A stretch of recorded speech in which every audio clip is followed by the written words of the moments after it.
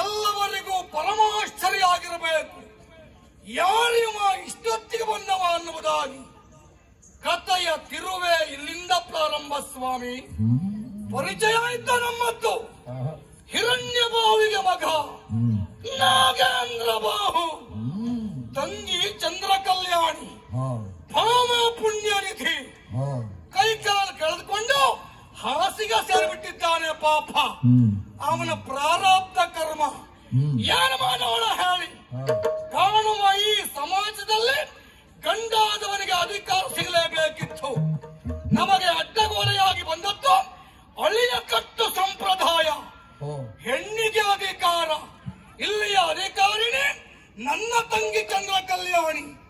ಏನಕ್ಕೇನಾದರೂ ಮಾಡಿ ಇಲ್ಲಿಯ ಅಧಿಕಾರವನ್ನ ಪಡೆತೇನೆ ಅನ್ನುವ ವಿಶ್ವಾಸ ಉಂಟು. ಅವ ಯಾರೋ ಸೂರ್ಯ ಸೇರಿದಂತೆ ಕಾಳಿಂದ ನಾಡಿಗಾಗಿ ಬಂದ ಮಂತ್ರಿ ಪದವಿಯನ್ನೇ ಸ್ವೀಕಾರ ಮಾಡಿದ.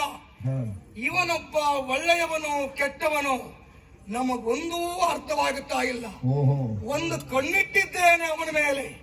ಯಾವುದಕ್ಕೂ ನನ್ನ ಮಗ ಶೋಧನ ಗುರುಮಠಕ್ಕಾಗಿ ಹೋಗಿದ್ದಾನೆ. ಅವ ಬರಲಿ ಅಂತ ಕಾಯ್ತಾ ಇದ್ದೇನೆ. ಅದಕ್ಕಾಗಿ ನನ್ನ ರಾಜಕೀಯ ಕುತಂತ್ರಕ್ಕೆ ತಾಳವಾಗಿ ಬಳಸಿಕೊಂಡಿದ್ದೇನೆ ವೈಕುಂಠನನ್ನ. ಹಿಂದೆಯಲ್ಲವೇ ನಾಡದೇವಿಯ ಜಾತ್ರಾ ಉತ್ಸವ, ನನ್ನ ತಂಗಿಯ ಮೆರವಣಿಗೆ. ತಂಗಿ ಚಂದ್ರ ಕಲ್ಯಾಣಿ ನಿನಗಿಂದ ಬಾರಿಸುವೆ ಮರಣ ಮೃದಂಗ.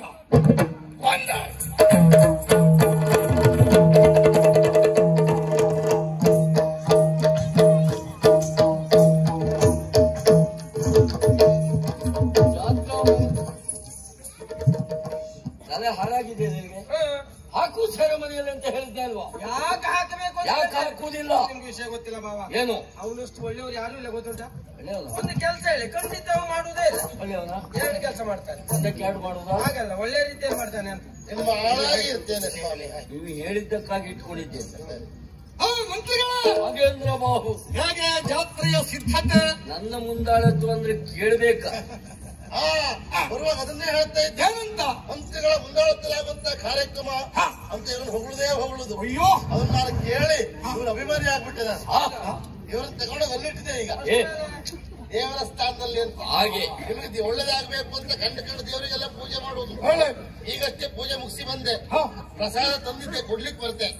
ಈಗ ಕೊಡ್ತೆ ಅಭಿಮಾನ. ನಿಮ್ಮ ಅಭಿಮಾನಿಯಾಗಿ ಇವತ್ತಿನ ಶುರು ಪ್ರಸಾದ ಕೊಡ್ತಾ ಇರ್ತೇನೆ. ನೀವು ತಗೊಳ್ತಾ ಇರಿ. ನಮಗಿಲ್ಲವೇನು? ನಿಮಗೆ ತೀರ್ಥ ಇಬ್ಬರು ಒಟ್ಟಿಗೆ ಸ್ವೀಕಾರ ಮಾಡಿ. ಆಯ್ತಾ? ಸರ್ವಲ್ಲ ಸಂಖ್ಯೆಗಳಲ್ಲಿ ಭಕ್ತಾದಿಗಳು ಬರ್ತಾರೆ. ಹೌದು, ಯಾರಿಗೂ ಏನೂ ತೊಂದರೆ ಆಗಬಾರದು. ಮಹಾರಾಣಿಯವರು ಪೂಜೆಯನ್ನು ಪೂರೈಸಿ ಮೆರವಣಿಗೆ ಬರ್ತಾ ಇದ್ದಾರೆ.